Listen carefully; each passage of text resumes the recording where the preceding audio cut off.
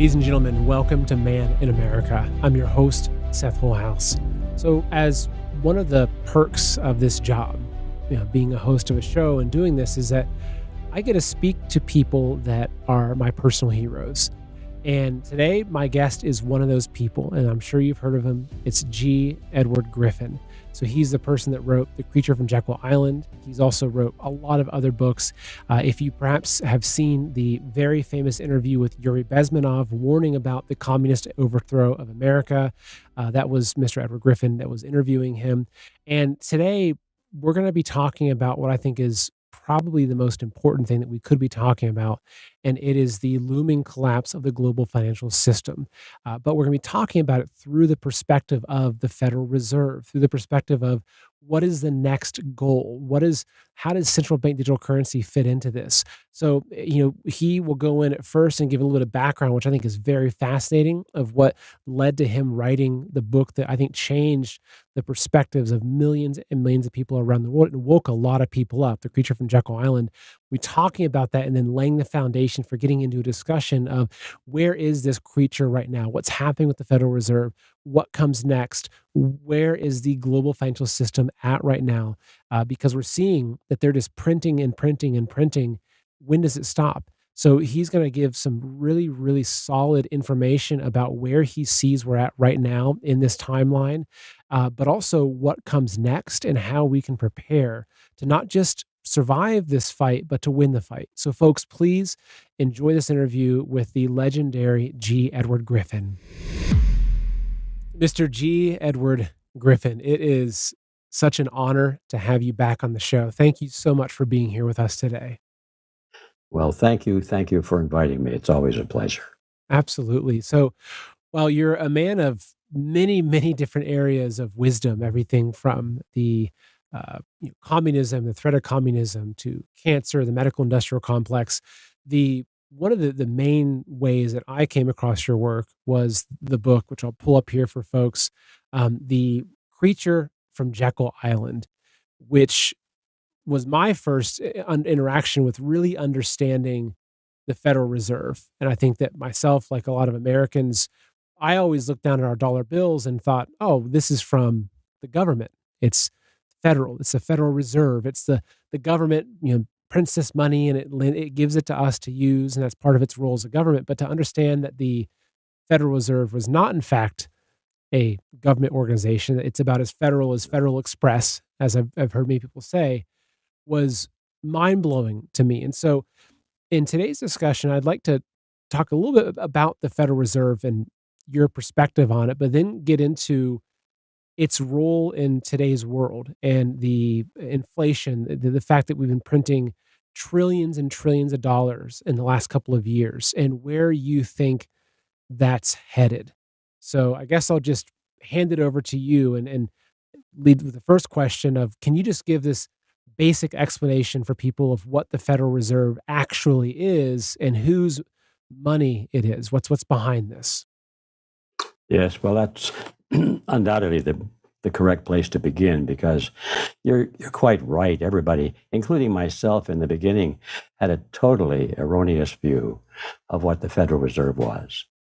I was very young at the time. I was just divesting myself from my corporate job. I was, prior to that, trying to climb the corporate ladder and trying to make myself, part of the system and be successful. And I'm, like most young people, I had no idea about history. I came through the public school system. I hated books because it took too long to get to the meat of the matter. I was in a hurry and so forth. Well, so I was I finally came to a realization that the world was not at all anything that I thought it was, especially the more important the issue, the more likely it was, the more certain it was that it was probably presented to me as deceit. I had a false impression about it. And once I discovered when that first crack appeared in the egg, of course, the next crack was much easier. And the first thing you know, I was in a cascade of finding more cracks in the egg. And I found out the egg was pretty rotten on the inside. And so I decided to divest myself of this corporate mythology that I was pursuing, and even that was something that I didn't realize what it was at the time. It was sort of a trap, and had I stayed with it as a young guy trying to climb that ladder, I probably would be dead long ago. I worked for a large insurance company, and my job was to install group insurance programs for corporations. So I was dealing with corporate executives for the most part, and we'd have to take these chaps out for lunch and buy them a martini or so. And I thought it was a cool lifestyle because you get to go to expensive restaurants and charge it off to the company and all that sort of thing, and meet some interesting and powerful people. But I look back on it now, and everybody else in that whole operation was an alcoholic, and I could say I was pretty much on the way to it. So anyway, that's a little background. I couldn't help but think about it as I started unbox all of these memories. So I decided finally I would break out of that and go and become a crusader. My crusader gene started to vibrate, and so at that time I really didn't know what I was going to do. I wasn't trained to do much of anything in this field because I was just beginning to learn about things. But I thought, well, I went to school at the University of Michigan, and even prior to that, I was in the entertainment field. I worked for one of the first big television companies, broadcasting stations, WWJ TV in Detroit. And prior to that, if you want to go back further, I was a snotty little child actor. And so that was my background. I thought, well, okay, now I'm in the real world.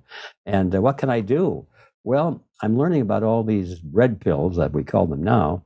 At the time, that word wasn't in our vocabulary. So I thought, well, I can produce maybe some very low budget documentary films. Had some training in communications and filmmaking and television and so forth. So I thought, I'll do that. And that's how I started. In those days, I couldn't afford a real 16 millimeter camera or setup and everything to do it like we do it today so easily and so cheaply. So in those days, we had what was called film strips. It was a series of 35 millimeter pictures, and it would go up on the screen, and the operator at the projector is sitting there with his hand on the knob, and the soundtrack is usually playing on like a disc, an old-fashioned disc, and so it goes beep, and that's the sign to advance the film to the next screen. Sorry about the phone in the background. I would just let it go, I guess. So anyway, so I decided to do a film strip on inflation. Okay, I didn't know much about inflation except it was bad, and I didn't know really what caused it. And I had not much information about the Federal Reserve System, but I thought it might have something to do with that. So I decided I was going to do a film on inflation. Well, that was a good and a somewhat bad choice. It was good because it launched me in a direction that I have benefited from tremendously. And I think when I say benefited, I mean I have great satisfaction in knowing that I have benefited a lot of other people to understand a very important aspect of our daily lives. And that makes me feel very good. But I really didn't have much knowledge at the time. So when I got into it, of course, when I started to go to the library, and internet was not in existence, so you had to do all your research in the library. And I started looking around in the bookshelves, and I found out that there's something called the Federal Reserve System. I'd heard about it. And it had to do with money supply and demand and quantities and balances and all these things. And so I started reading books and collecting books and reading magazine articles and listening to sound recordings and all these things. And I got overwhelmed. I thought, holy moly, this is way too complicated for little old me. Well, why don't I do something that's more my size? So I kind of abandoned it. I thought this would be a lifetime project to get me up to speed so that I could even pretend to produce a film on it. So I collected a couple of banker boxes full of books and reports and things, and I put it in the back of my closet. And I don't know, maybe this is too much of the detail, but I'm sort of stream of conscious now talking how it happened. Anyway, to make a very long story short, um, I had occasion, I was being called to give some speeches later on because that's one thing I could do. I learned how to do that in school. So I was giving little presentations before Kiwanis clubs and PTA meetings and so forth, things like that. And I had an occasion to speak before a group in Pasadena once, and they wanted me to talk on taxes. So I decided I would talk on a hidden tax, which of course is inflation. By this time, I had a pretty good idea that was a tax and that the loss of purchasing power that the average consumer experienced wasn't just lost into the dirt or into the clouds. It went somewhere. Our lost purchasing power went to somebody, and I found out it went to the banks and to the bankers and to their partners in the government. It went to the politicians, went to the government, and to the banking cartel. And so I gave a speech on that, and it was very well received. And I'll try and wrap this up now. So I went on the road with that speech and for about a year and a half or 2 years almost, I talked to groups everywhere I could. I gave a one-day seminar called The Crash Course on Money. And it was very well received. And then one day, a little lady at the end of one of my speeches came up to me and she said, "Well, Mr. Griffin, my husband passed away recently, and I have a small inheritance, but I don't want to waste it. And I don't know what to do with it in view of what you just said. Should I get out of debt?" I was thinking about borrowing money so I could buy an apartment building, small one, and have an income. But maybe you suggested that being in debt was a bad idea. And what about gold and silver? Should I invest in that? And I realized during that brief conversation that I was pretty much a fraud because I had offered myself as an expert. Well, I was a semi-expert by this time on the banking fraud and how money was created and how it affected inflation. But this lady's question was beyond me. I had no idea how to answer her question. I had no idea about the real world of investments, what's good and what's bad.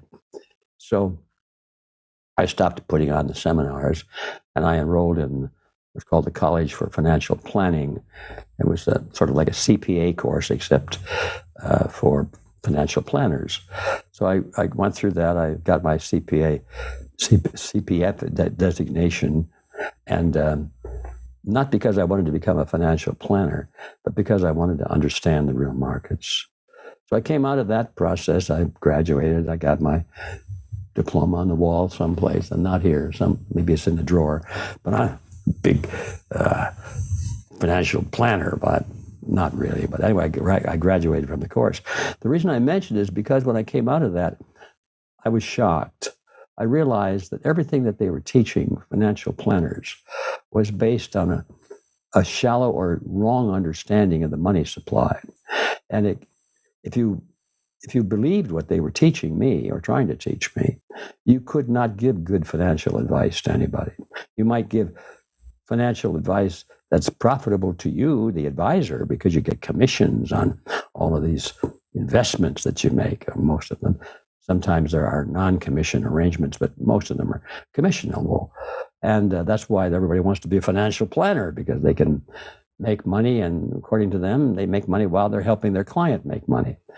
Turns out that the client makes money only in times of expansion, but the client loses money in times of compression of the money supply. And they never think about or never talk about that thing. So it was a bad model. And I thought somebody ought to write a book about this. All right, that finally leads me to your question, which is how did I get involved in all this? So I decided I will write the book. And that was another bad and fortunate decision, because I still wasn't qualified to write a book on money and banking. I was learning about it every step of the way, becoming more indignant, more horrified, and more resolved that somebody's got to tackle this monster, this Federal Reserve System, and because it's destroying America. And so I started to write. Folks, how do you feel? Me, I feel great.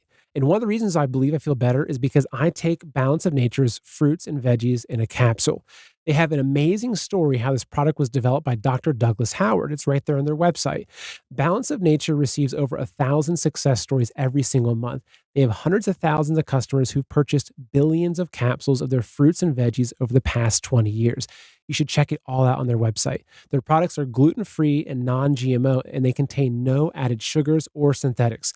I think if you're looking for something to make you feel better naturally, you should definitely give Balance of Nature a try. In fact, order today. Whether you order online or call them direct, you must use the promo code SETH, that's SETH, to get this special offer of 35% off plus $10 off any additional sets, plus free shipping and the money back guarantee. So call them at 800-2468-751 and use discount code SETH, or order online at balanceofnature.com and use discount code SETH to get 35% off.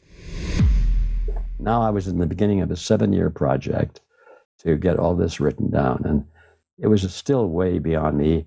In fact, I don't know how I ever got through it. I was the last person in the world to write such a book. But I stopped a couple of points during that process. I said, this is too much for me. I've got these boxes full of information. I'll never get it all into a book. Well, as it turned out, it still filled up 600 pages. But at that point, I realized I was only about halfway through the story. And I thought, well, I guess if anybody's reading this book, if they ever read this bloody book, if they don't get the message by now, another 600 pages is not going to do it. So I decided to just stop it there.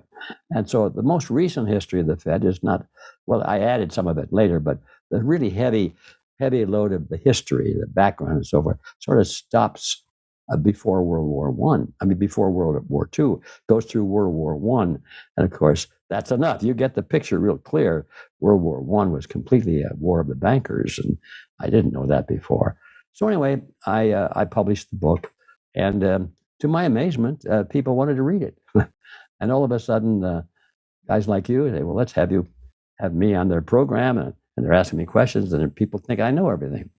Well, I know some things. I know a lot of things, enough to bluff my way through the issue of banking and currency, because that's just a part of the whole story.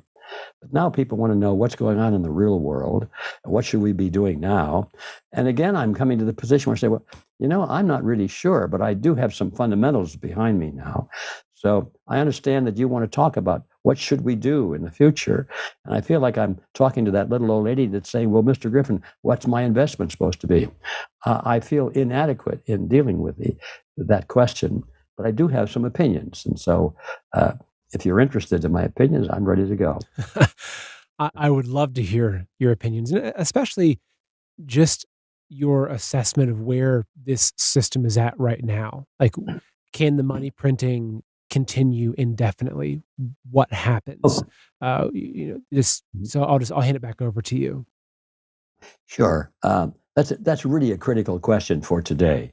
You can skip a lot of history if you can understand what has evolved in a sort of short understanding. You don't have to know the details to get the picture of where we are today and the precipice at which we are now standing. So let me try and cover that as best I can. The banking system, as I saw it, evolved. First of all, the Federal Reserve was put together in 1913. It was passed into law. The propaganda for building it started in 1910. And so that was really the beginning of central banking in America, but it had already existed in Europe. And actually, the Federal Reserve was pretty closely modeled after the Bank of England. And as one of the most interesting parts of my research is that when the people who created the Federal Reserve, the bankers who created it, they went to Jekyll Island, which is the reason for the title of my book. Jekyll Island is a real island. It's off the coast of Georgia. And in those days, it was owned by the most wealthy bankers and industrialists in the United States. It was a resort island. They have a beautiful clubhouse there. It's still there.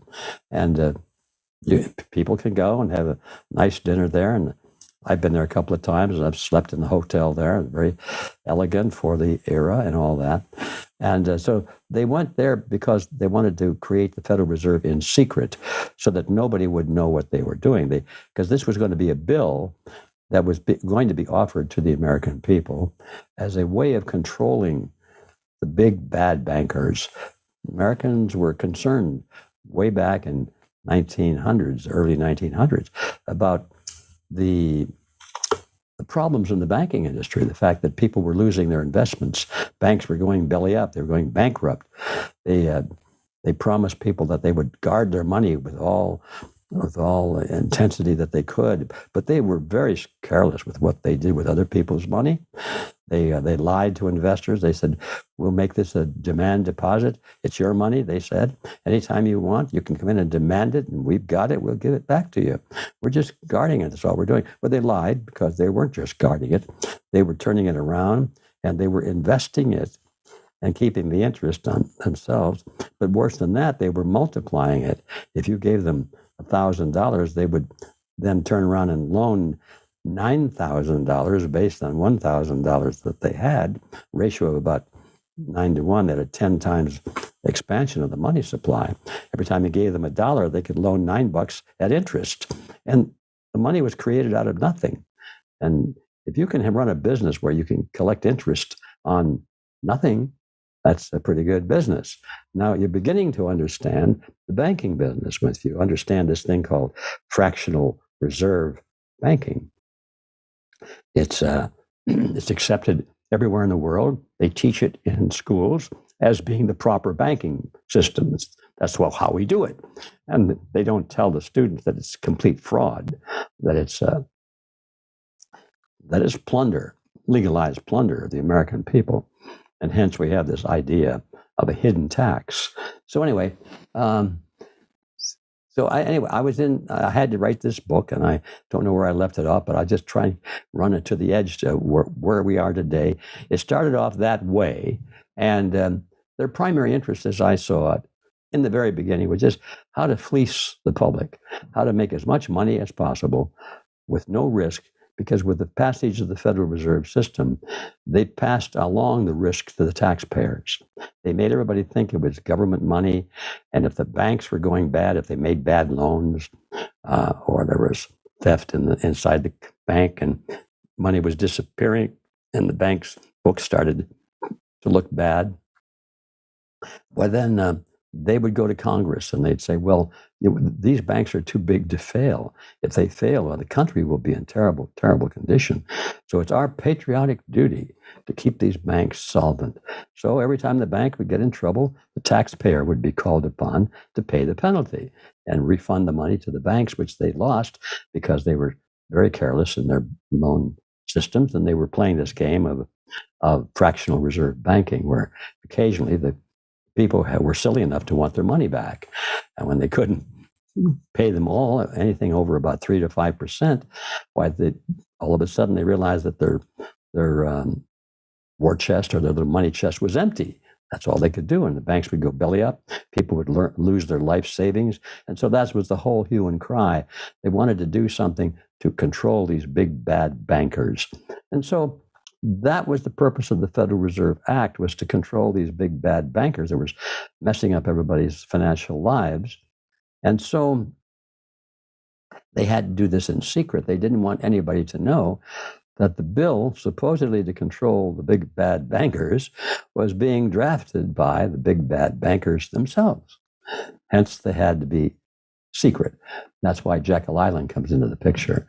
And so that was what caught my attention. I thought, if you do something in secret and you really are serious about it, it's probably because you have something to hide. And I wanted to know, what was it they were trying to hide? And that was what really got me deeply into this. So I don't know. Now, let me flash forward on the basis of your question. That's how we started. It was a question of making horrendous amounts, obscene amounts of money out of nothing, creating loans, and they didn't have money to loan. They would just create it, and people thought, oh, there's the money. I can see it, or it's on my checking account. They had no idea about how money comes into being as a bookkeeping entry. And so they were willing to pay interest on nothing because they thought it was somebody's real money that they'd worked hard to earn. They thought, well, yeah, they're loaning me their hard-earned money. They deserve an interest. But if they had known that they weren't loaning them anything at all, they were just creating numbers in a computer someplace, and that's what you were paying interest on, there would have been a rebellion. But of course, they had to keep it all in secret. So that's how it started. It was a money-making, plundering machine. But since that time, now let's move over through the World War I, World War II, bring it up to our present World War III that we're now in. It's a totally different kind of war, but definitely a world war. And we find out that the goal is far more than just making money. They've already got their hands on almost all of the money in the world anyway.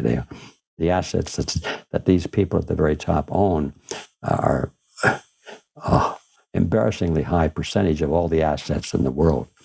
And it's all concentrated now in the hands of relatively few numbers of banks and investment houses that may not actually own all the investments totally, but they own the controlling interest, and so they have the voting rights to them, and that's almost as good.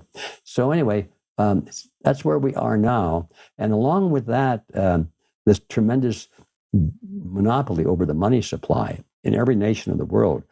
Not the Federal Reserve has got its friends and relatives in every nation in the world. They all have their central banks, and they play the same game, and they work together. They're kind of an international fraternity, and they meet quite regularly at the Bank of International Settlements, which is in Basel, Switzerland. You don't hear much about that, but that's really the heartbeat of this whole international banking fraternity. And it has changed. Now we get to the question, how has it changed? It's no longer just money. In order to understand how it's changed, you have to be a little bit philosophical and think about the question, what is this thing called money and power?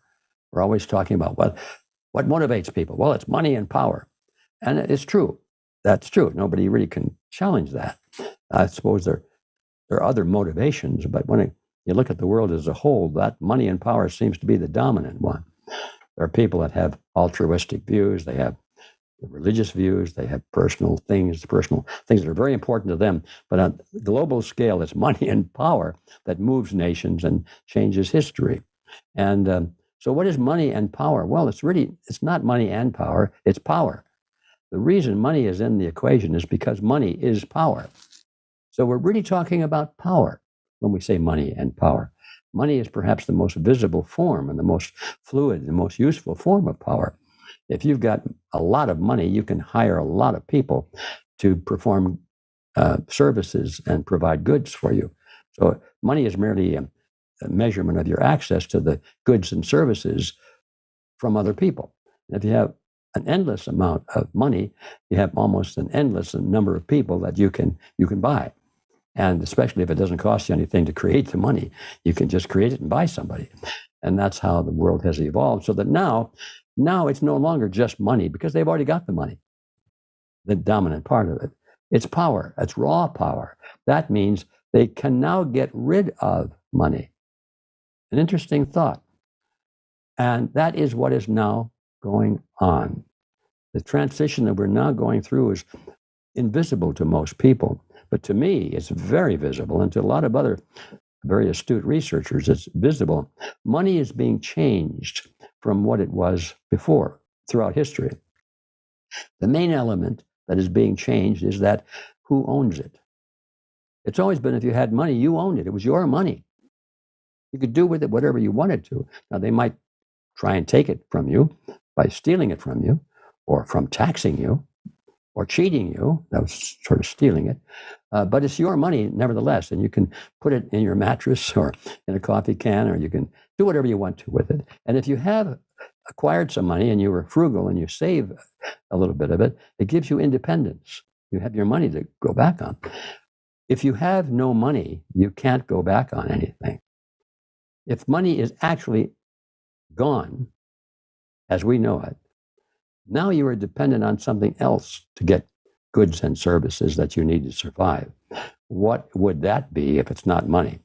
Well, the answer is it's called money, but it's not money in the traditional sense that you own it, it's yours. What's going on now is a transition, a very rapid one, I might add, from the old style of money that's yours to money in the bank that is theirs. And you are not entitled to it at all, except that to the extent that they will allow you to use their money. Now, this is a profound change because, well, you can't have any savings. It's impossible to have savings. And the money is not tangible. It's not paper. It's not coin. It's digital. So you can't hide it. You can't stick it in your pocket. You can't even sit on the curb and put out a tin cup and ask for people to donate to you because you're hungry, because they have nothing to put in the tin cup. Hey, folks, I've got a quick message for you. So I'm sure you've heard a lot of people, myself included, talking about the importance of buying precious metals, gold and silver. But what's really behind that? Is just a thing of, hey, buy this gold, buy this silver, right? Or is there something deeper that we should be looking at? So I recently came across some figures about house prices. So in 1930, the average family home was approximately $4,000. Fast forward to 2023, the average family home is just over $400,000. So you have to ask yourself, why is that? Is it because things have just gotten more expensive? No, it's actually because the dollar has lost 99% of its value since 1930, right? When people talk about the collapse of the dollar or inflation, this is what it means. Now, let's take a look at gold. So in 1930, if you wanted to purchase your home in gold, it would take approximately 200 gold coins. So 200 gold coins would purchase the average family home in 1930, about $4,000. Now, if you, instead of buying a home with that gold or cash, you set those aside. If you set aside $4,000 in cash in 1930, it would be worth $4,000 today. What can you buy with $4,000? Can you buy a family home? No, you can't even buy a crappy used car. But if you set aside $4,000 worth of gold coins in 1930, which is 200 gold coins, 1 ounce coins, that would be worth approximately $400,000 today. And this is the key lesson about precious metals. It's not about getting rich. It's about putting your money into an asset that protects you against inflation and against the destruction of the currency, which is what happens to all fiat currencies, especially now we're in the end days of the dollar. And so that's why it's important, maybe not all of your money, but a portion of your money, a portion of what you have, I highly recommend putting it into precious metals of gold and silver, because what it's doing is it's protecting you. This is an asset that has stood the test of time, not just stood the test of time since the 1930s. We're talking about the rise and fall of civilizations. Gold was used to buy houses back in ancient Rome. It's still around. It's an asset that will forever have its value.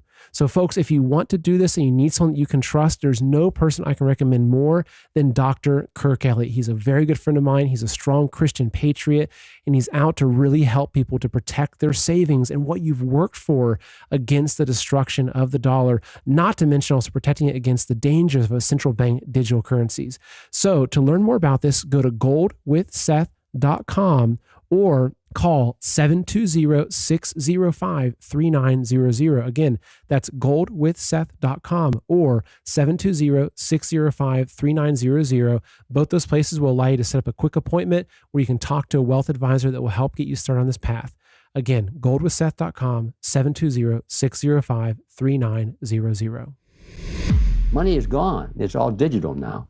Now, it's true we have digital money today, but you can convert it into paper bills and coin and bullion and so forth and have purchasing power outside of the dollars or the yens or the whatever the national currencies are. But what the transition is now that they're going through, this is part of the Great Reset that Klaus Schwab is talking about and others, is not going to be that at all. It's digital, yes, but it's not yours. You can't convert it into anything else because everything else is illegal.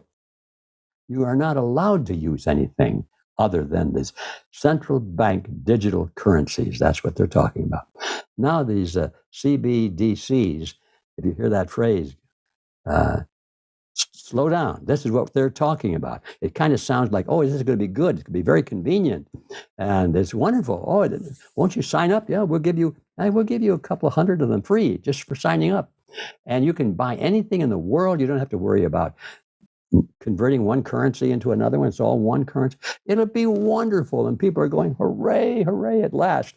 Now, if they can cause the economic system to collapse so that the remnants of the old system, this is now coming to an end anyway, because they've tweaked it so much it's going to fall apart.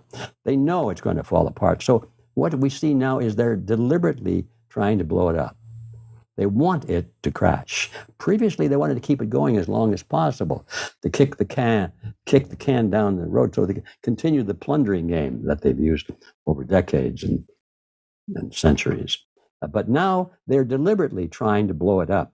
They're creating money out of nothing at such a rate today that it's any child, any grade school kid, I think, who knew anything about how to add figures and subtract figures, could see that this system is not practical. It's got to blow up. And when I say blow up, I mean the purchasing power of the individual units has got to plummet so far that it'll be essentially zero.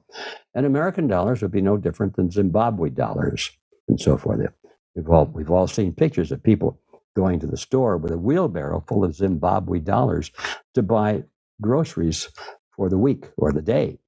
And I even in my collection, I think I've got a couple of Zimbabwe bills, and it's trillions of dollars on one piece of paper.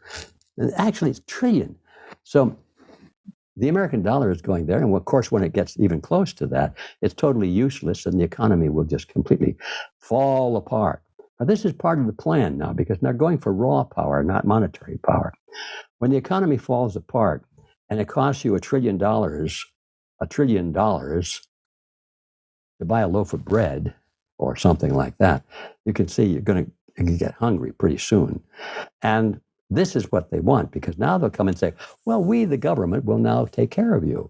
We'll give you food coupons, or we'll give you digital currencies, just because we care about you. You just do what we do, what we tell you to do, and accept all of our rules and regulations, and don't say anything against us, as long as you are completely obedient and friendly and don't try and do anything nasty about our regime. Why, we'll make sure you can buy the bread and the milk and so forth. But if you step out of line, brother, we turn the switch, like they're doing now in China with the social credit scores. That is what they're after. Now, that is raw power. That's not money. You don't own that.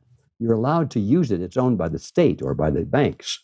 In this case, in America, it'll be owned by the banks, and not even the state. The state will have to get its money from the banks, who give the banks even further control over the government. And nobody sees it except the people that care and have taken the time to understand how this mechanism works. So you ask, where are we now and where are we going? This is it. We're there now. And there's some talk about having to wrap this whole thing up by 2030. And all of a sudden, they're talking about sooner dates than that. They're even talking about 2026. And now I saw something just the other day that they wanted to get a major portion of this plan in operation by the end of this year, 2024. So they're speeding it up. And I think the reason they're speeding it up is because people are waking up. And as long as we still have the remnants of a real money system where we have things in our hands and they're our money and people can accept them and it's legal to accept them, as long as that exists, we can break this thing. And so they're trying to, chop off all those avenues of escape as quickly as possible so that there will be no way for the average person to escape this kind of a prison. It's raw power, and money will have been transformed from money as we have known it, which is real money, into digital currencies, which are not money at all, but they're tokens that will be awarded to people for their obedience. What an explanation. So let me just share back with you what some of the key points I've taken from what you've said, because it's so important. And how I understand it is that, let's just say 400 years ago, the power was spread all across the world. You had kings, you had lords, you had people that owned treasure chests full of gold and silver, all over the place. There wasn't a centralized power. So if a group of people wanted to create a system where they had all the power in the world, like the villain in every Bond movie, etc., they would have to first create a monetary system that would allow them to collect all of the money in the world, because that money is power.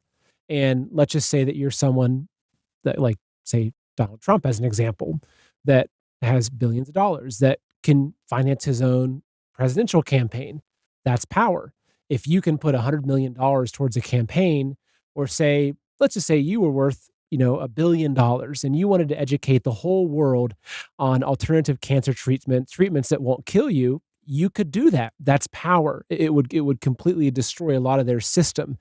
But of course, they don't let those things happen. And you see that as people get wealthier and wealthier, that system controls them more and more and more. And so that really like how you put it, that money is probably the rawest form of power, and the most basic indicator of power is the amount of money. So they've gotten to a point now where they've consolidated the vast majority of the world's money. And now that they've consolidated the vast majority of the world's money, it's this final stage for them where that money is already power, but they then convert that money, they get rid of the money, and they're just left with raw power. And so that's where we're at right now. So it's interesting because I've talked a lot about the BRICS nations and the de-dollarization. And I think that for a lot of people, they like to think that, oh, say Putin and Xi Jinping, they're going against the evil cabal that's in America. Whereas I think it's actually, there in a lot of ways, it's we look at left and right politics as being two wings of the same bird. In many ways, I look at the Eastern Bloc and the Western Bloc as two wings of the same bird, because if the people sitting on top of this, if they can use these BRICS nations to destroy the dollar and collapse that fiat system, it's helping accelerate their plan of getting rid of all currencies. Is that precisely? Yes. Is that what Precisely. you see happening? That's very astute. Yes. Anybody that really thinks that Mr. Putin and Mr. Biden or Mr. Trump really have any visions other than what they share in terms of money is mistaken, because it's internationalized. I mean, there are clues, of course, that are visible. When you see people like Putin and Klaus Schwab sitting there across the table talking to each other and complimenting each other on how wonderful they're running their countries or they're running their philosophies and so forth, you know that there's something afoot that's not being reported in the news. And when Trump travels around the world and meets with these people, and again, they're congenial, and they're talking about the future and how wonderful it will be when the monetary system is cleaned up and so forth. They use words that sound good, but when you stop and slow down and say, what are they talking about? Oh, they're talking about exactly what I described a moment ago. It's international. And your analogy that you just mentioned, that the East and the West are really like two wings on the same bird, just like left and right is. And this is something that the average person does not see and really doesn't want to see. Is because as long as we think that we're on the side of right and they're on the side of wrong, well, we feel like there's a battle going on. There's a chance that we might win. But if you think that, oh my gosh, both sides are being directed from the same central source, and the whole purpose of the battle between them is not for one to win, but just to gradually move the whole system in one direction, and that's to the point where there will be, you can have two apparent sides, but they're not really opposed to each other. I think Orwell's novel, was it 1984, well, predicted that the world would be divided into certain groups that appeared to be at war with each other constantly. But the war was there not to defeat anyone, but just to keep the population controlled, thinking that they had enemies that they had to fight. And they couldn't complain about the sacrifices they were being asked to make, because after all, we're at war, And so that's the game that's played over and over again throughout recent history. And you'd think that we'd get wise to it. But I look at my own case. I went through school, went through the university, and maybe that's the reason I went to the university. And of course, they taught me just the opposite. They taught me about the advantages of collectivism and globalism and all that sort of thing. And I bought into it totally. Folks, I have a quick message for you. Look, the 2024 election is do or die for the globalists and communists that have infiltrated our country and are currently running it. And they either have to win or they're going to destroy America so nothing is left either way. And if you're the person that's watching this show and following this information, unfortunately, you have the weight on your shoulders of making sure that your family is prepared, especially as we head into this next year and this next election cycle, because unfortunately, I think it's going to get rough. And one of the ways I know they're going to target us is through our food supply. You can see all the food factories burned down. You can see the warnings of coming famines and food shortages and everything like that. And food is one of the number one ways totalitarian regimes have always used to control the population, is destroy the food supply. So if you don't have at least 2, 3, 4, 5, 6 months worth of stored food, I highly recommend you take that very seriously because, look, as I mentioned, if you're the person that's watching this, you're the person that carries the burden of making sure your family is prepared. I would recommend at least 6 months, if not a year, of storable food. So if things go haywire, whether it's grid down or terrorist attack from what's coming across the border, that your family can safely stay in place and you can feed your family. So folks, today, go to heavensharvest.com and make sure you get your storable food that'll last for up to 25 years. Just in case things go south, you know that you have what's going to take to feed your family, which is so, so critical for us to get through this next stage of history. So go to heavensharvest.com today, order your food that'll last up to 25 years, and use promo code Seth to save 15% on your entire order. Again, that's heavensharvest.com and use promo code Seth, S-E-T-H, to save 15% on your entire order. Looking at where this system is now, and you mentioned this acceleration, I think that's a really important point as well. When people, they see the plan was, Agenda 2030, now it's 2026, 2025, end of year 2024. It seems like, oh my gosh, they're getting more powerful and their grip is getting tighter and tighter. But I see it as time is their friend. If they have more time, it's like the Chinese, Mao Zedong's, his 100-year marathon. He knew that in 100 years he could bring down America. That was how the Chinese looked at things. They looked at it in generations. So the fact, though, that time is no longer their friend and they're having to quicken and tighten as quickly as possible, to me, it shows that I agree with what you're saying, that they're concerned that they're losing their window to bring in their system. Because right now we still have independence. I can take $1,000 and go buy, 500 rounds of 9mm ammo if I want to, which they don't want that, right? But I can do that. I can take $1,000 and go buy a bunch of silver and bury it in my backyard. They don't like that. So we still have independence for this moment. So the collapse of this system, which, as you've talked about, they're hastening. They want this now. They've extracted all the power out of the global financial system. They now want it to collapse. I know it's hard to make predictions because there's a lot of unknowns, but is that something you see happening? And do you think that we will experience in, say, the next 5 or 10 years or in our lifetimes, the collapse of the fiat currency, the dollar fiat currency, which is, in my understanding, would then become a domino effect for so many currencies around the world collapsing because so many countries they're holding U.S. treasuries, et cetera. I mean, do you think that we're on the verge of an event like that I think could, make the Great Depression look like just a bad year at the stock market? Definitely. I think that's a good way of summarizing. We are on the threshold. And I think that it was bound to happen anyway, because the system is so badly riddled, so badly stretched and damaged that it couldn't possibly. There's no way we can repay the national debt, for example. There's just no way. It's too large. So how many times the gross national product, and the gross national product is probably exaggerated. It can make us feel good. They twist those numbers a lot to control our attitudes, make us feel good about things. So no, it's bound to collapse anyway. I'm just amazed that it hasn't collapsed before now. So that's not the issue. Will it collapse? Because it will. But I think your analysis is correct. They have decided somewhere along the way, in the recent past perhaps, that, okay, this is going to collapse. Let's time it. Let's coordinate it with other things that we are trying to promote so that it doesn't cause too much trouble for us. We'll prepare for it. We'll even know how we're going to explain it to the people. We'll have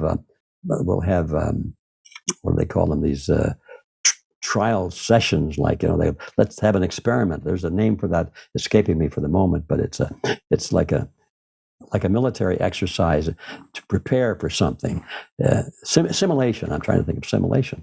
They always have simulations, and they're beginning to have simulations now of what to do when the banks close, or if there's a war, or all the things that they have on paper as possibilities for new crises to drive us into further fear, so that we stop talking like we're now talking. We have to talk about, are they going to bomb us now? Or when does the water get turned on? I'm dying of thirst. They want us struggling for life, so that we stop thinking about constitutional rights and things like that. We only worry about, how am I going to live? That's what they want. Under those conditions, people will be grateful for this central bank digital currency, which will be offered to us. And we can get our water and our soup and the line and so forth. If we have these little cards or something tattooed under our hand, look, Griffin's he's got capability of withdrawing 250 units today, but he can only spend it on certain things. And if he does this, and this, he gets nothing today, and maybe nothing tomorrow either. And if he really is a bad boy, we lose him completely. He's not even in the system anymore. So he has to starve or beg for people to give him bread. That's what we're going into. And I know it sounds extreme. People say, this guy is a fruitcake. He's a real conspiracy theorist, he is. Well, I'm not a conspiracy. Don't mind being a conspiracy theorist if that were the case. But this is conspiracy, not theory, but history. It's history. It's what we can prove has happened up until now. And we can look at what they're saying. They're bragging about what they're going to do. This is not me saying that they're going to do these things. They say that they're going to do these things. But they make it, when they say it, they try and make it sound like it's going to be a good thing. But they're talking about the same thing. They're going to say, we need government to control our lives. That's the trouble with history, they will say. We used to think it was a good idea, but freedom is a terrible idea. Look at the wars we've had. Look at the famines we've had, All the things that they create, they'll say, that's because these people had freedom. Now, it's the best thing for mankind. It's the greater good of the greater number for us to have total control over society. And you should be grateful that we are doing it. That's the argument. And a lot of people are buying into it. And so I feel so sorry to say that, but right now, too many people are buying into that. I agree. And so for people that are watching this and trying to figure out what to do, and this isn't about financial advice. It's not about, if you invest in this stock, it's going to double in the next 3 years. And it's not about this. To me, it's no different than buying food, right? Like, because that's a good example. If I have $1,000 of my own money right now, I can go buy $1,000 worth of, survival food, and I can store it. And that means that if I need food, I have my own food store. But if that $1,000 disappears overnight because of their collapse of the system, and I can't buy that food, that now gives them power over me to say, like what you said, well, as long as you're saying what we want you to say and you're thinking what we want you to think, we'll keep giving you food. So in terms of, let's just say people that do have money right now, because we do have it in the system, we might have savings or, stuff, mattress full of $100 bills or whatever it is. What is the best way to plan and to avoid falling into this trap of losing everything when they flip that switch and then becoming really controlled by them and giving up all of our power? What are what are some things that people can do? And again, I want to frame this. This isn't about financial advice. This is about survival advice, because I think that the more of us can act in ways now that we can survive whatever's coming, we increase our chance of winning. But if they come out and the first wave of the war kills off, 2/3 of all of us who are trying to fight against them, that's not good. Yeah, there are a lot of things that are not good in their agenda, and that's one of them. Well, it's pretty simple, but there's an aspect to it that many people miss, I think. So let me explain what I mean by that. The usual advice is if you're going to become independent, or try to be as independent as possible in times of great collapse, economic and civil collapse, the obvious things are you've got to have food stored. Okay, any questions? You've got to eat. You've got to have a good water supply. And if you're living in the city and all your water comes out of a pipe, you better invest in a lot of big barrels of water, big ones, and so have you a lot of storage capacity. But even they get emptied out after a few months, and so it's a question of how far can you go and how much food can you store, how much water can you store, and how will you defend it when people are dying of thirst and hunger? They'll be coming around looking for you because they've heard that you've got food and water. Now you've got to defend your life in order to have your food and your water. It's a very grim picture. So you can talk about these things and you can do these things. And I think I have done some of that. I have a little food put away. I have some water stored, just like for the reason I said. But I don't think for a minute that's going to get me a free get out of jail free card in this thing. It's not enough. Now let me just jump ahead. The only thing we must do those things. Get some gold and silver, especially negotiable coins, or there's a new system out called the gold backs, where there's real gold in a plastic envelope, and it looks like it's like a dollar bill or a $10 bill, but it's gold. And I'm looking at that very carefully. In fact, we might even start advocating that if I can see that there's real gold in there. And I've seen some videos of how they get the gold out of it. You put it in a crucible and heat it up, and all the plastic burns away, and then sure enough, there's some gold in the bottom. Now, I'm going to do that experiment myself, and if that is true, and it's something that the average person could do if they really wanted to, I would start adding that to the list of things that you might want to store. But you can't eat these things. So they start with things that you have to eat, and you have to defend yourself against mob violence and desperate people. So you have to have weapons, unfortunately. But if you don't, my old saying is that having guns is very dangerous. People get killed accidentally with guns. Little children get killed with guns. The only thing more dangerous than having guns is not having guns. That's the reality. So you have to face up to some of these realities. That's why the government wants everybody disarmed. They don't. They say it's because of bad people shooting in schools and things like that, or in supermarkets. No, they just don't want people like us to have guns to protect ourselves, so that our only means of protecting ourselves is to have the government protect us. And then who protects us from the government, which becomes the greatest predator of all. Anyway, so you can talk about things you should do: food, storage, water, weapons. Another thing is we always talk about, find out who your friends are, form into little groups, make sure you've got assistance when you need help. Don't be so alone. You need family. You need the bigger family. You need the clan, the tribe, as we call it now, who will come to your aid if you need help. You need to have medical supplies and know how to treat basic infections and things like that. These are things you can do. Now, that's the first part. There are plenty of articles on the internet on this sort of thing. Everybody sort of knows instinctively anyway what to do in that area. But the other part that never gets talked about is these things won't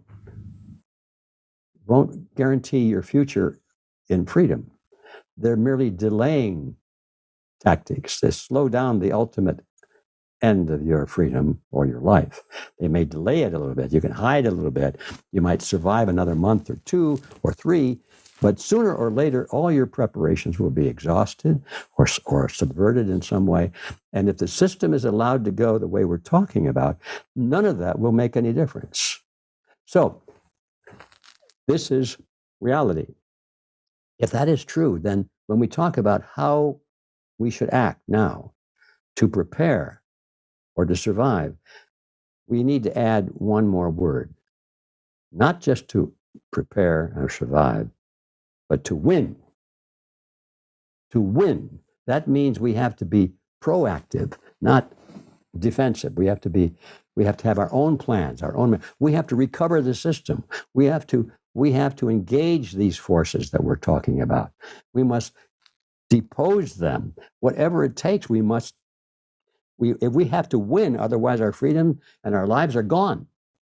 So this is a life and death struggle, and we shouldn't just be talking about how do you survive. I think we should talk about how do you survive while you prepare to win. And if that element is added to it, now count me in, I'm all for it.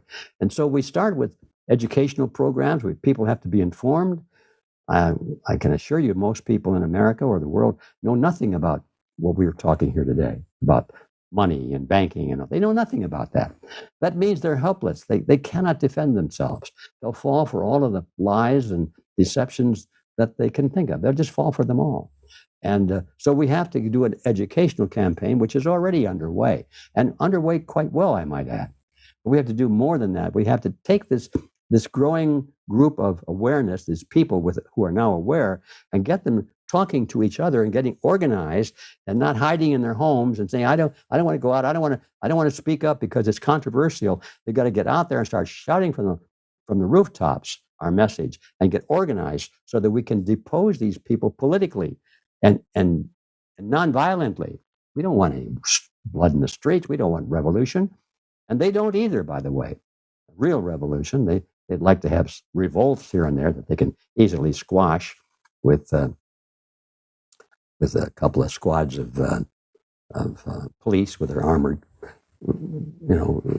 their shields and all that stuff, and batons, and the drones that come in. They got plenty of weapons for that sort of thing, but they can't overcome the 99-to-1 ratio of the human race of these people at the top and the bottom. So we need to get about 15% of the population mobilized so that they represent political power. Now we start replacing these people in positions of authority, and we start reversing some of these laws and these trends. We do it legally because we still have the power to do that. If we wait much longer, we may not have that power. So that's where the urgency is. The urgency is not so much how much gold and silver you have and how much food you have, but the urgency is how organized are you, and are we going to get on board with taking back control of our political system. And for that reason, in fact, I wasn't thinking about this, but it leads up to something very important that I would like to close with on this whole topic. And that is the reason that we created something called Red Pill University. Red Pill University is it's a cyber organization. So by itself, it can't do the job, but it brings people together and provides the information that we need. And then we have the Red Pill Expo, which is put on by the Red Pill University. And we have our next expo coming up in June, by the way, in South Dakota, in Rapid City, South Dakota. Oh, you've already pulled it up. Thank you. Yes, that's Red Pill University. And if you get to Red Pill University, you'll have links where you can see what's going. There's a Red Pill Expo. Oh, you're way ahead of me there. Yeah, those are the two opening doors that we've created so that we can lead to this kind of political influence that we're talking about. The most important part of this is the creation of local, we'll call them campuses of Red Pill University. They're more than just campuses. They're not just educational organizations. These are activist groups. These are people who support candidates. These are people who go visit the sheriff and make sure he's informed and make sure he's the right one. And if we need candidates, these are people who will go find candidates for public office. We're not interested in waiting around until election time and say, well, let's see who's running for office. Who should I vote for? No, the game is over by that time because our opposition usually has presented both sides. And we have your choice between the left and the right wing, as you said before. No, we have to field our own candidates. Mostly the people that we will put up as candidates are people who don't want to be in public office. That's a pretty good litmus paper test. People that want to be in office, just to be in office, are usually, it's because of some self-motive that they intend to benefit themselves from it. What we want is people who are leading successful, normal lives and don't want to get involved in all this dirty business of politics. We have to get involved in this dirty business of politics. Otherwise, we'll forever be ruled by those who do get involved in dirty politics. So we're building campuses now. And we have an organization behind it all called Freedom Force International. And it gets complicated, I know, all these levels of organization, but they're for different reasons and different levels of the population with different levels of awareness, let's say. At the very top, at the red pill, above the red pill, at the Freedom Force International level, these are people who are dedicated warriors. They're guardians of the flame, so to speak. What's the flame? I'm going to come to an end on this. What's the flame, the guardian? It's an idea. It's an ideology. It holds us all together. It's our common bond. One of the problems that the forces of freedom has had in not winning, we've been losing, freedom has been losing for a long, long time. One of the problems or the reasons is that those of us on the side of freedom have never been able to say what it is we believed in, other than the word freedom. What does that mean? Freedom to rule over others? If you're a lawyer, you can take a word like freedom and mess it really up. So we need more than just this idea. We want to be free, or more than holding up the Constitution. Said, look, we support the Constitution. And then you ask them, well, what's in the Constitution? Well, it's the Constitution, Well, what about the Constitution? China has a Constitution too. How is ours different from them? Oh, I don't know. It's ours. No, that's not good enough. That's not good. We have to know what it is that is necessary for freedom to exist. What are the pros and the cons and the danger points? And one of the danger points, of course, is that should we win in this struggle, we might be corrupted by power and become just as bad as the people we oppose. That's the story of history. So history is complete with these examples of tyrannies that have been overthrown by the cost of great blood and treasure. And yet they've been replaced by new tyrannies that are just as bad, if not worse, than the old. It's because when people fought against tyranny, all they knew was that this is tyrannical and we don't like it. So if we just get rid of the tyrant, we win. No. If we get rid of the tyrant and we're led by another tyrant in getting rid of the first tyrant, we haven't gained anything. And that's what we have to be on guard against. So what is the thing we have to look for? What is this thing, tyranny, called? I mean, what is it? We know what it's called, but what's it built on? What are the elements of it? And so we have this thing called the Creed of Freedom. And that's what everybody signs in on. And we find exactly as we hoped we would find, is that this Creed of Freedom is truly universal. I don't care what culture, what nation people live in. I don't care whether they're rich or poor, whether they're male or female. I don't care what their lifestyle is. I don't care about anything of that.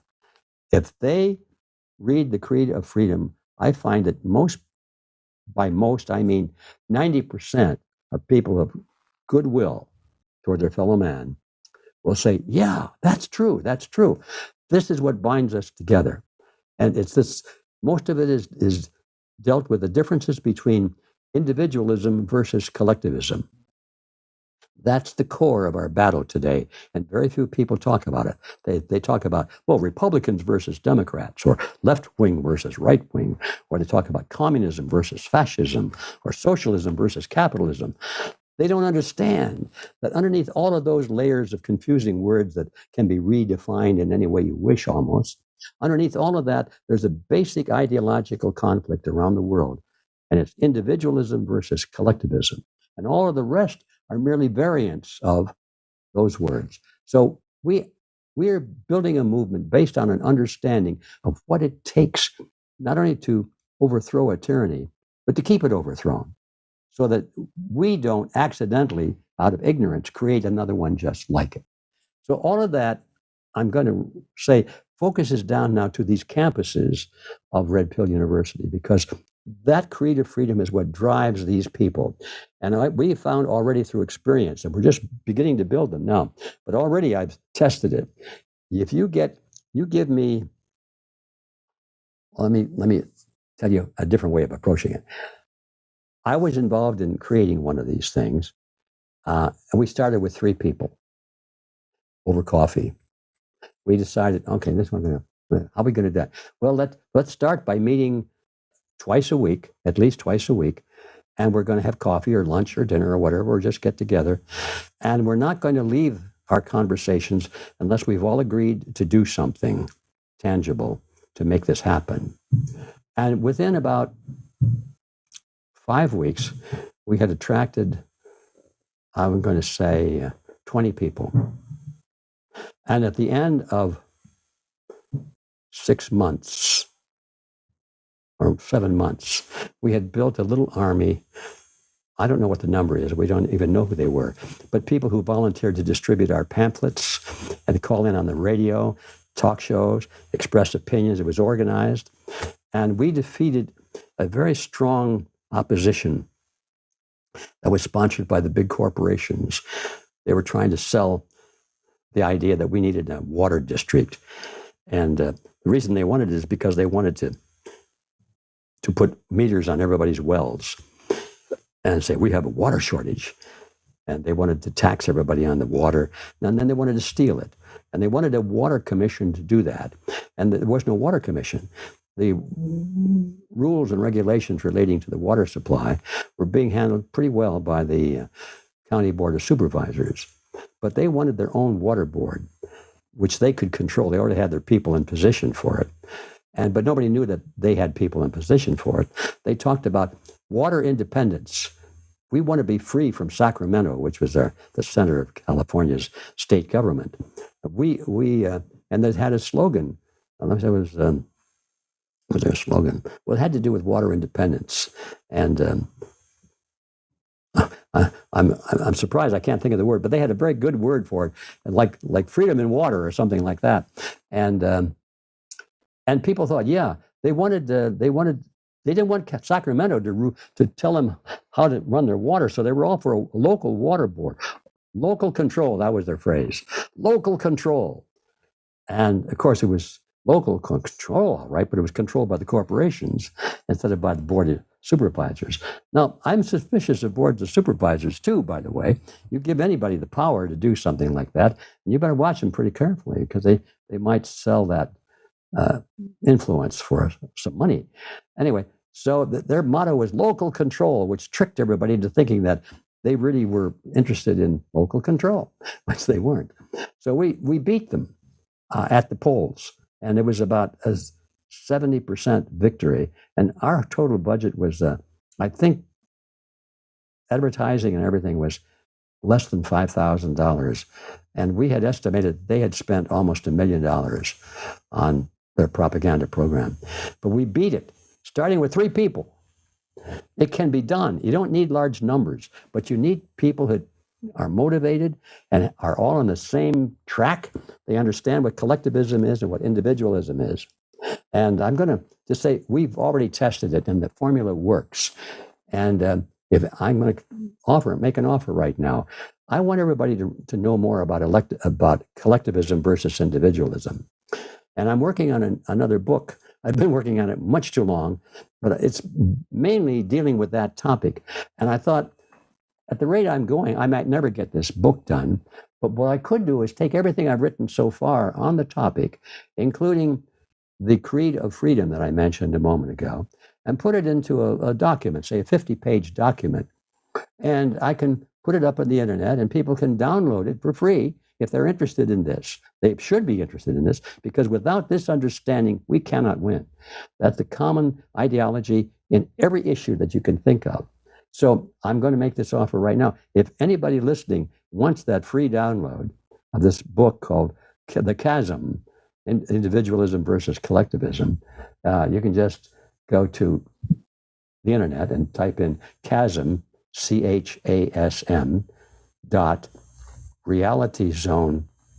So that's chasm.realityzone.com. And you can download this. There, you're way ahead of me. Wow. Can you travel around with me? And yeah, there it is. There's a picture of the cover of it. And that huge chasm there on the front is just a pretty good description of the difference between individualism and collectivism. There's no crossing that chasm. You've got to be on one side or the other. Well, I'll make sure that all these links are in the description for people that are watching. I encourage everyone that does watch to share this content because I think it was an important discussion that ended with solutions, which is what I always like to do. So, Mr. Griffin, I really truly appreciate not just the time you've given us today, but just everything that you're doing. You are an exemplar. You're just an example of what all of us should be doing. And your work has reached millions, if not billions of people. And I thank you for that. And I thank you for the honor of having you on the show today. Well, thank you for that. And the encouraging thing about what you just said is that there are a lot of people doing what I'm doing. Our job now is not so much to find more people, it's to get the people who are already working together. They think they're alone. That's where Red Pill University and Red Pill Expo come in. Getting these people splintered out there together so they realize, oh my gosh, we are definitely in the majority. And that's pretty important. So thank you for that. And I just want to offer my appreciation to you because you're part of the clan we're talking about. So thank you for that. Absolutely. Well, thank you so much. Take care and God bless. Folks, I hope you enjoyed that interview. I've now got a very important and very timely and short 15-minute interview with my good friend, Dr. Kirk Elliott. So please enjoy. Kirk, it's great to see you as always. Thank you so much for being here today. Oh man, it's great to be with you too. So I recently interviewed G. Edward Griffin, who in my mind is one of the grandfathers of the truth movement, and not just the truth movement, but especially exposing the global banking cartels. And this is something that you and I have talked a lot about: de-dollarization, the fiat, the currency system, the Fed, central bank digital currency. And I'm going to give just a quick summary of this interview to get our conversation going, because there's a few really important things I walked away with that. Fundamentally, he made this point that money is probably the most accurate representation of power. That the more money you have, the more people you can hire, the more you can lobby, the more you can buy and sell corporations, whatever it is, the more food you can buy, the more guns you can buy. You can hire a private army. That money is power, and that money is probably the most accurate representation of that. And so take society a couple hundred years ago, money and wealth was spread out all over the world. You had all kinds of kings and different lords and everything. But the globalists and the people that wanted to control the entire world, they knew that they would first have to control the entire world's supply of money. And so that he's saying that that's basically what the past couple hundred years has been, is a consolidation of money, because that money has been power. We look at BlackRock and the control they have over everything, and Vanguard and State Street, and then the Rothschilds and the Rockefellers, et cetera. It's money that has given them the power to change our world in all the ways that it has. But the important point that he made, though, is that money runs out, meaning once the system that is broken and they're printing and printing and printing, eventually that money, in part of their plan, once they have all the money that they need, they then get rid of money, and all they are left with is power at that point. And he said that's basically where we're at right now in society and in history. They've accumulated all the money that they need, and now what they're doing is actively trying to collapse the system of money so that they're just left with power and they have absolute control. And then we were talking about central bank digital currency and even talking about, we've talked a lot about BRICS and de-dollarization. And he shared the same view that I presented, that basically even what's happening with the East and the West and the BRICS and de-dollarization is actually two wings of the same bird, because what it does is the BRICS accelerates the collapse of the global money system that still, even though it's controlled, it gives us independence. I can go out right now and buy 1 year's worth of food. I can go buy 1,000 rounds of ammo. I can go buy some silver and bury it in my backyard. I still have control. But if that system is collapsed, there goes the control.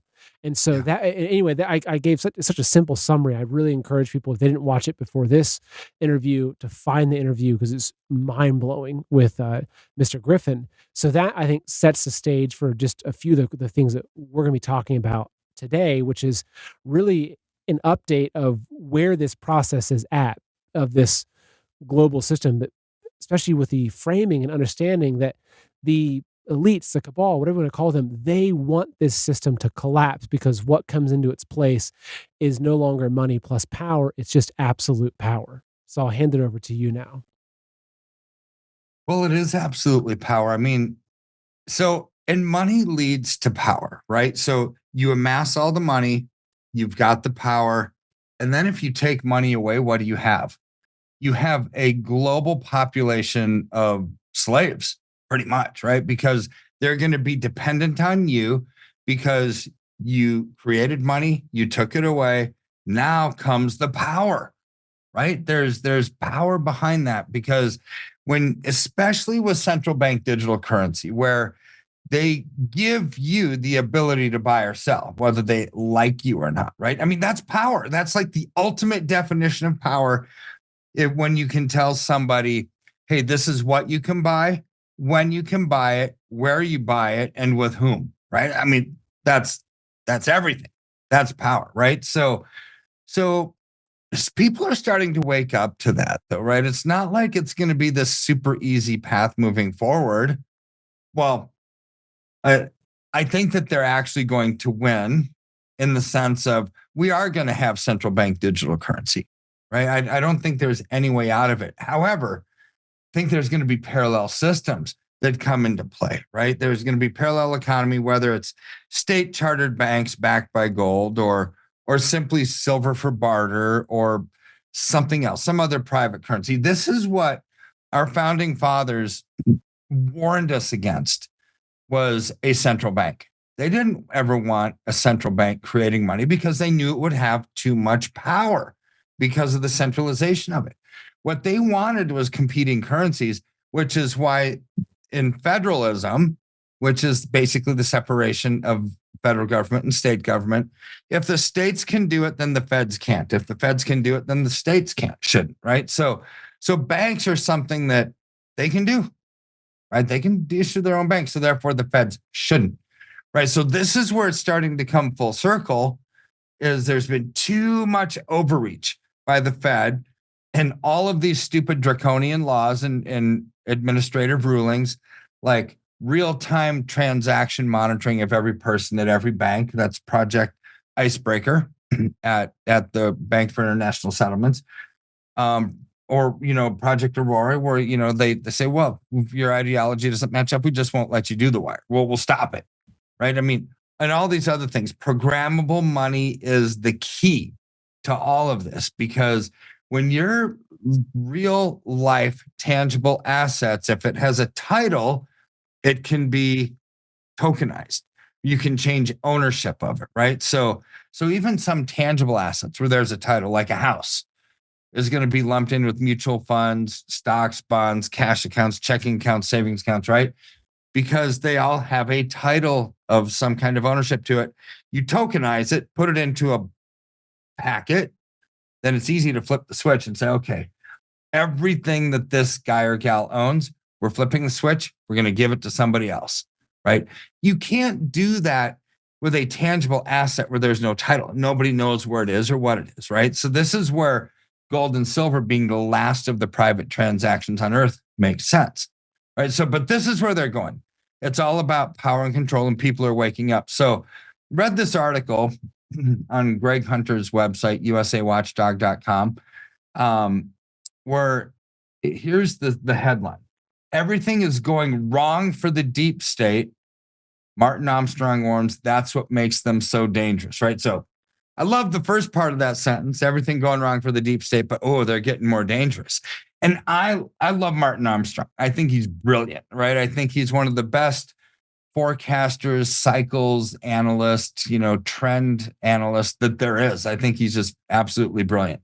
So what did he say? So he wrote this article called the year from political hell, 2024. So in there, Armstrong is talking about in times of crisis, people will give away their freedoms. They will vote. Well, what's happening this year? It's not just an election year in America. Literally, it's the culmination of a perfect storm. 60% of all the world is having an election this year. 60%. People are going to the polls. And what are they voting on? They're voting for a new government, right? This is what happens during election cycles. They vote for a new government. So here's where you add that to the mix. And what are the economic and political and geopolitical things that are happening right now that might cause somebody to actually vote where they haven't before or vote a different way?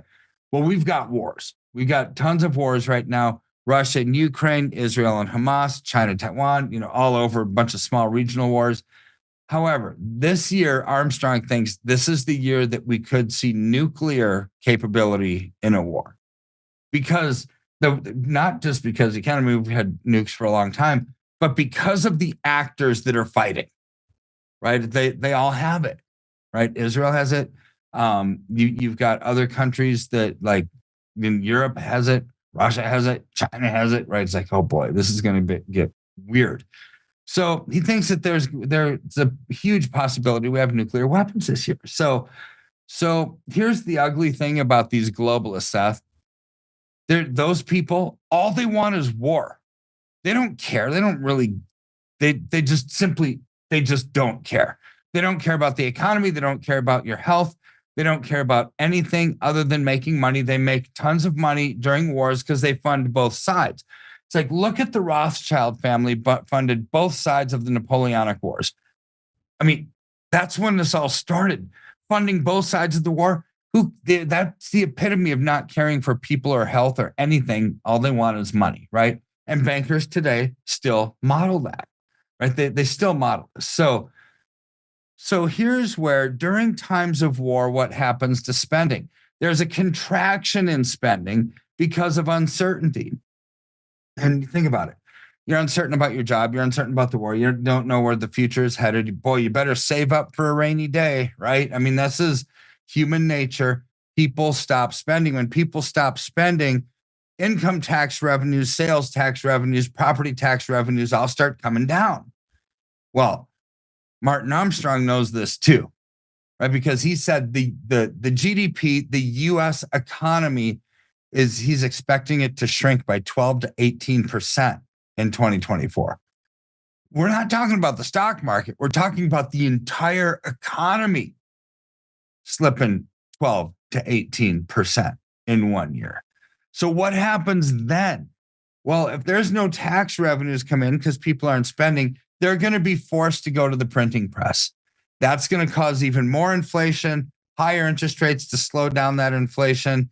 And this is where civil unrest, economic instability causes wars, but it also feeds on itself, right? Because as people are hangry, right, because they can't afford to eat, when there's famine, when there's drought, when there's inflationary pressures, they can't afford to live. They start making irrational decisions. And this is where I expect kind of like a rebellion in government debt. As people start to lose faith in the government, I think that they're going to say, what? You've gone too far. You're spending all this money. It's not helping any. It's actually making things worse. So this is where I believe that we're headed in 2024. Why is the second half of that headline true? Why are they so dangerous, even though it appears that they're losing? Well, it's like a rabid dog backed into a corner, right? They're going to fight to get out. When they think that they're trapped, they're blocked in, they're really going to fight to get out, right? This is why we're seeing all of the lawsuits against Trump, because if Trump gets back into power, they're all fired, right? And they know that they're losing power. So I think what we're seeing right now, because America's waking up, the global population's waking up, and you see deep state Democrats, rhinos, neocons starting to get dangerous. And so what does Armstrong say to do? He says, buy physical gold. That's your answer. When there's uncertainty, that's your answer. Now, I agree with him in theory, but I would change the word gold to tangible assets like silver or gold, because silver's outperforming gold because of its manufacturing, status and ultra low supply, high demand. It's just simply outperforming gold. But the gist of his comment was buy tangible assets to hedge yourself against all this garbage. And I would use silver to do that. Now, Peter Schiff, he takes it even one step further when he's talking about and exposing the lies from inside the administration. So Jerome Powell, chairman of the Fed, he's on 60 Minutes and he does this big, long interview. And what did he say recently? He said the national debt crisis is a distant concern. What? Distant concern? You're lying. He's absolutely lying. If it's a distant concern, then why do they have to raise the debt ceiling every year? Because they run out of money, right? Why is it that the interest on our national debt of $34 trillion is now $1 trillion a year? That's absolutely unsustainable. When we bring in 4 point something as a whole economy, that's up like 25% almost of our entire revenue every year is going out towards interest only payments. So Peter Schiff says this. He says, this is not a problem for the future. This is not a long-term problem anymore. This is a short-term problem that could blow up at any minute, right? Because this is the generation where we probably have to pay the piper because the debt's become so unsustainable that we can't afford the interest payments anymore.